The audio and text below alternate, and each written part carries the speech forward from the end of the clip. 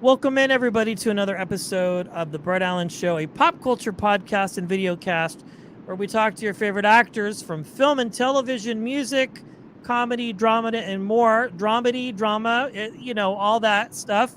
And today we have a fantastic interview lined up for you. I'm very excited.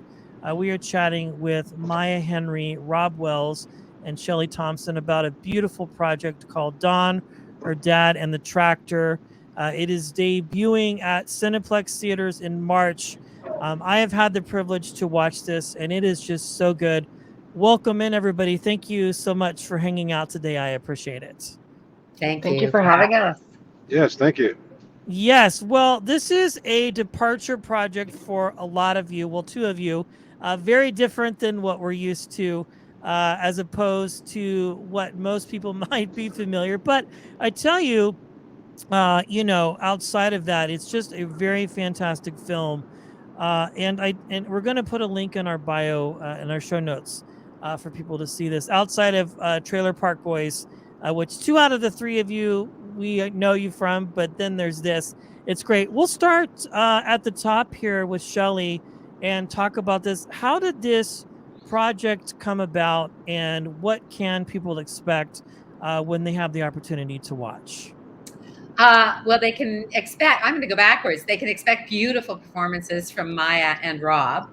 That's the first thing. And I think for Rob in particular, because a lot of the viewers will know him from his work on Trailer Park Boys, in which he's terrific and hilarious as Ricky. They're going to see a very different man in this film, which I think is pretty exciting. Because when you're a fan, you want to see your heroes stretch, and I think Rob really stretched in this film.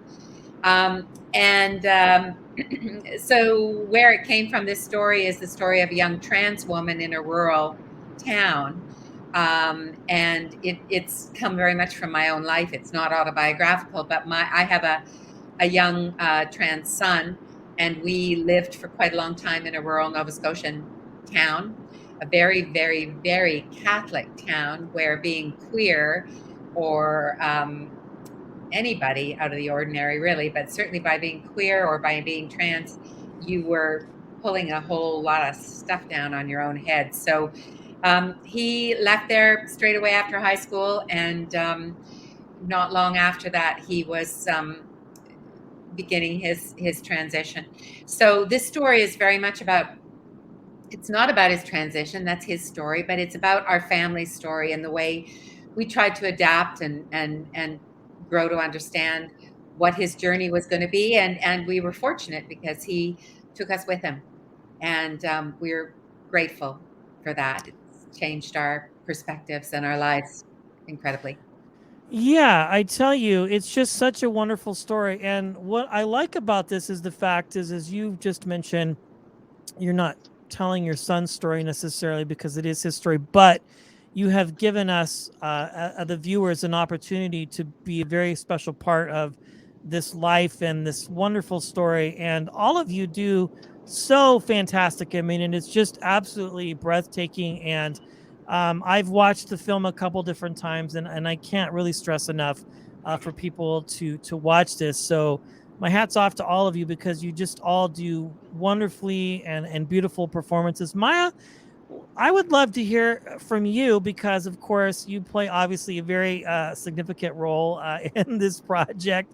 Um, Again, with so much content out there to consume and for people to watch, um, Maya, for you, what is your hope, or what do you want people to take away from this when they have the opportunity to watch? Yeah, I feel like there's a few different things that I want people to take away from it. On a broader spectrum, the importance that family support can have on the lives of trans people and how much it means for their success in life as well, whether that's your blood family or the family that you find through your community. And I think that's something that really is reflected in Dawn's journey throughout the film, and how much she expects her family to understand. That changes throughout the course of the film, and you can see that she realizes that she still has a home in this rural community. So that's really important to me. And then also, I think just for queer individuals to see their experience reflected on the screen, it's not necessarily a sensational, edgy depiction. It's very, it's just very normal. It's very family driven. And to see the little hiccups that we go through, especially when we're transitioning, and not everyone is caught up, and so then there's the mistakes with the pronouns, or maybe someone in your town doesn't recognize you, and so those are experiences that I've taken from my own transition and been able to try to bring that to this role. So I was just hoping that it would connect with people in smaller communities, as well as the queer people that come from those smaller communities. Yeah, well, again, it's just such a fantastic job. And growing up in the Midwest myself, a very small town in Kansas, I can definitely, you know, relate on some level as far as that sort of thing. Especially, you do so good at really presenting this subject matter in a conversation that I feel needs to be had. But you're not doing it, like you said, in sort of an edgy, kind of gotcha sort of way, which could be done very easily. You know what I'm saying? And probably still have the same effect, really. But it's so good, and you just really knock it out of the park, Maya. So my hat's off to you for that. Thank you. Thank you. Yeah, I mean, it's just I'm gushing over this film because I like it so much. And if you don't win any awards for this, it's a shame, because it's just so good. Mr. Rob Wells, I would love to get your perspective on this, because again, we mentioned earlier, and most people again would know you from the cult hit on Netflix, Trailer Park Boys. This is definitely a departure for you. And I assume as an actor, you're always looking to stretch your wings and do things that are different. What attracted you to the project and made you go, this is something that I absolutely have to be a part of? I mean, I was flattered that Shelly, considered me for this role, and like you said, it's great to do other roles and challenge yourself. And I love the script. I think the message was fantastic right now. Just about acceptance, and there's just so much hate in the world, and unnecessary hate. And if there's anything we can do to change that, then I think that's a good thing for everybody. So I just love the project. We did a short film called Pearls that was, I guess, the prequel to this film, and I really enjoyed that experience. And I just love working with Shelly. She's a great director, and I love the script. So I guess that was the main things that drew me to the project. Yeah, I mean, it's just so much fun, and in fact, I'm probably going to watch again tonight. That's the beauty of doing these projects. It just, every once in a while, a film comes out where you just connect with it on a very visceral level, regardless of what parts of it you might connect with. You still connect with it, if that makes any sense, and you just find yourself in love with it. I look at all of you and what you do. Obviously, you're actors by title, and directors and storytellers. But the term storyteller is really what I find what you do specifically, because you're either directing or writing or playing these characters. Shelly, what was it that made you want to become a storyteller? What was it? And I would like to hear from all of you. Like, what was it what moment in your life where you knew that being a storyteller was something that you wanted to do? I think I've always been a storyteller. I lied from the minute I could talk. So ask my brothers. Yeah, no, I love storytelling, and I love the way it turns us into communities as we share stories, and it keeps us it keeps us safe, because the stories become a way to move forward. And I have to say, and this will be a little bit political, but I hope that's okay. Sure. At the moment right now, of course, you'll know about the bill that they're trying to pass, or has been passed in Texas, which is basically criminalizing parents who help their trans children. I believe that's correct, isn't it, Maya? Yes. It's for anyone that's seeking like transgender affirming healthcare. they have to be reported apparently for child services.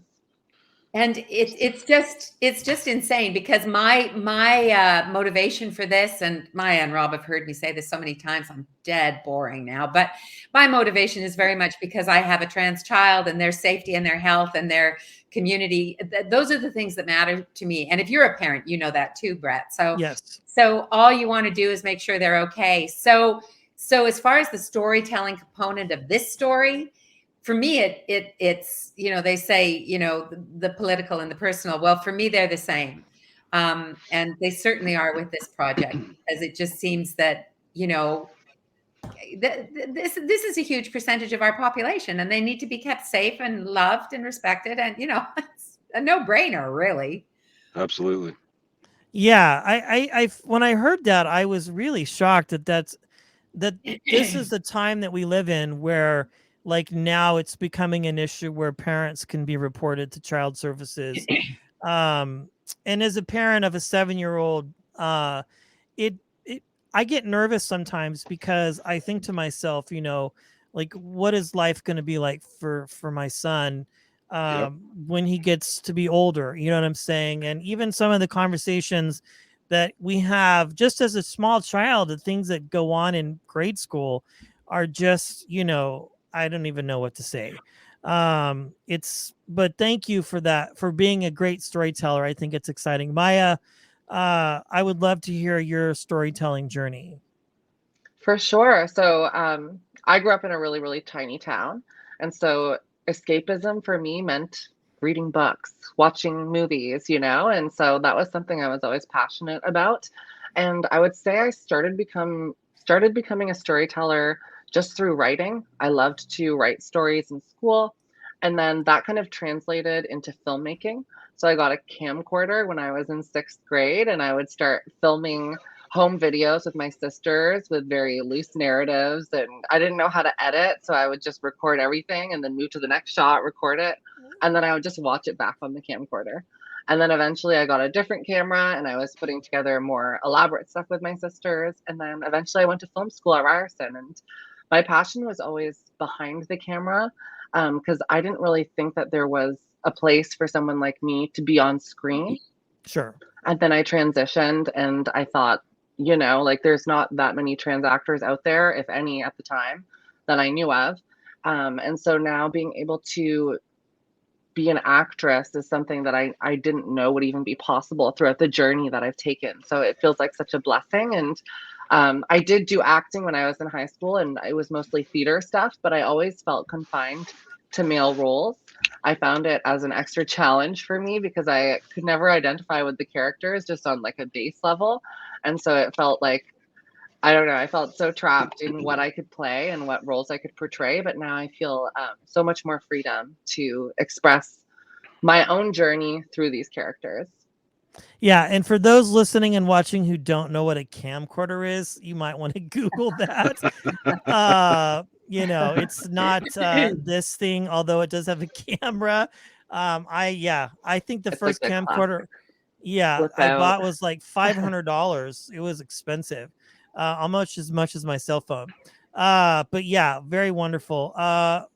Rob, what's I mean, you've done so many different things, but what was it for you that led you into storytelling? I guess it was a similar journey as Maya. I used to write a lot in high school and in university, and just I guess after university, myself and John Paul Tremblay, who plays Julian, and Patrick Roach, who plays Randy on the show, we opened up a pizza restaurant and a bar over in Charlottetown, Prince Edward Island.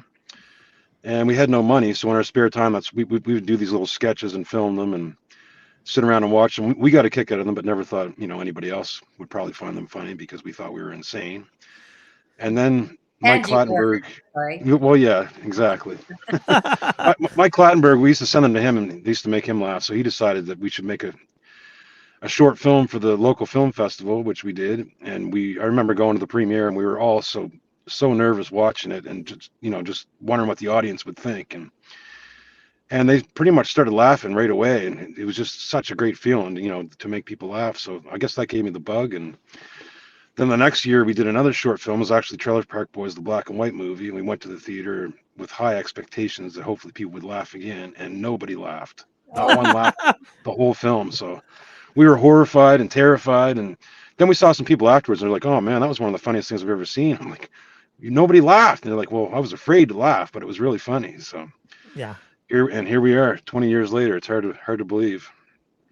Wow. I mean, all of you just have such a unique journey and have just completed amazing work in your careers. And I think I'm excited to see what the future holds for everybody. I know the hardcore Trailer Park Boy fans are holding out for new content.